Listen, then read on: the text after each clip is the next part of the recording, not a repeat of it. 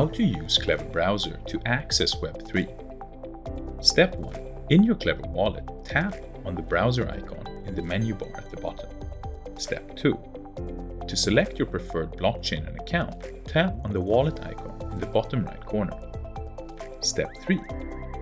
Select the blockchain you want to connect with, choosing from Tron, Binance Smart Chain, Ethereum, Polygon, Kusama, or Huobi EcoChain. Then, tap on the desired account.